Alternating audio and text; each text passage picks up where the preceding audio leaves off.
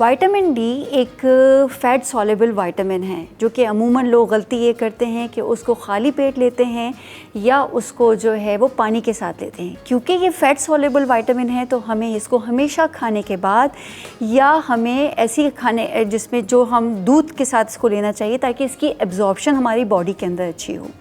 अमूमन लोगों का ख़्याल होता है कि विटामिन डी जो है वो सिर्फ़ और सिर्फ हमें सूरज की रोशनी से मिलता है, जबकि ऐसा नहीं है। विटामिन डी हम जो लाल गोश्त होता है उससे भी हासिल कर सकते हैं।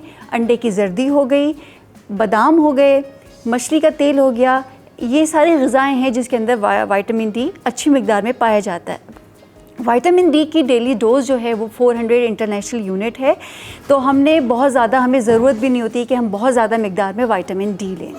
अच्छा, अमूमन लोग क्या करते हैं कि विटामिन डी के सप्लीमेंट्स इस्तेमाल करना शुरू कर देते हैं। अब सप्लीमेंट से क्या होता है उनको नहीं पता होता कि सप्लीमेंट वो कितनी क्वांटिटी में ले रहे हैं और सप्लीमेंट लेने का क्या तरीका है। अगर आपकी बॉडी के अंदर विटामिन डी की डेफिशिएंसी है तो आपने को सप्लीमेंट की ज़रूरत है या आप अपनी खुराक से उसको पूरा कर सकते हैं।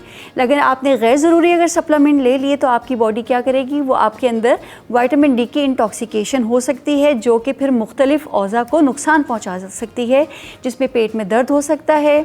विटामिन डी जब हम ज़्यादा लेते हैं तो कैल्शियम की एब्जॉर्प्शन भी ज़्यादा होती है, और जब कैल्शियम हमारी बॉडी में ज़्यादा होगा तो लोगों को अमूमन कब्ज़ की शिकायत भी हो जाती है।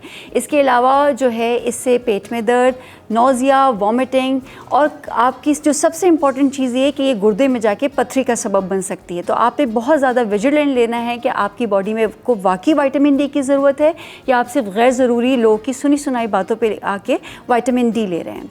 अच्छा, विटामिन डी का अमूमन होता ये है कि विटामिन डी अगर कहा जाता है कि सूरज से मिलता है तो लोग सूरज में डरते हैं कि हम सूरज में ना बैठें तो हमारी जल्द ख़राब हो जाएगी।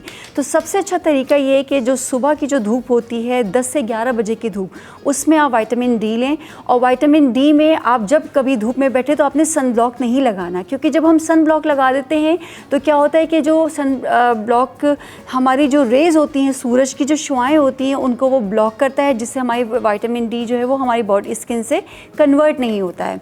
तो आपने जब कभी धूप में बैठना है तो अपने हाथों को, अपनी टांगों को एक्सपोज करना है, कपड़ों से ढकी हुई ना हो, ताकि आपकी बॉडी जिस स्किन से विटामिन डी कन्वर्ट हो सके।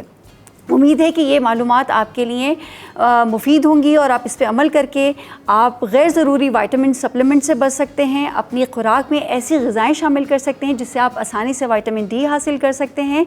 और विटामिन डी का जो सबसे इम्पॉर्टेंट फंक्शन है वो ये है कि विटामिन डी अगर आपकी बॉडी में नहीं होगा तो आप अगर कैल्शियम ले रहे हैं तो वो कैल्शियम लेना गैर ज़रूरी हो जाएगा, क्योंकि कैल्शियम की एब्जॉर्प्शन के लिए विटामिन डी की बॉडी में होना बहुत ज़रूरी है। विटामिन डी से मुताल्लिक जो एक अहम मालूमात है वो मैं सबके साथ शेयर करना चाहूँगी। अमूमन लोग जो करते हैं कि विटामिन डी की जब कमी होती है तो वो विटामिन ले लेते हैं, और अब वो समझते हैं कि जो विटामिन डी अब हमने ले लिया है वो अब हमारी ज़िंदगी भर के लिए काफ़ी है, अब वो उसकी कमी नहीं हो सकती। तो विटामिन डी की हमारी बॉडी के अंदर जो लाइफ है वो तकरीबन 2 महीने से 2.5 महीने तक है। तो आपको इसकी मेंटेनेंस डोज भी आपको लेनी होती है ताकि आपकी बॉडी में डेफिशिएंसी ना हो। तो आपने सिर्फ एक दफ़ा लेके छोड़ नहीं देना है, उसको मेंटेन भी करना है, आइदर सप्लीमेंट की फॉर्म में या आपने अपनी खुराक के ज़रिए। तो इस चीज़ का ज़रूर ख्याल रखें ताकि आपको कभी भी विटामिन डी की कमी का सामना ना करना पड़े।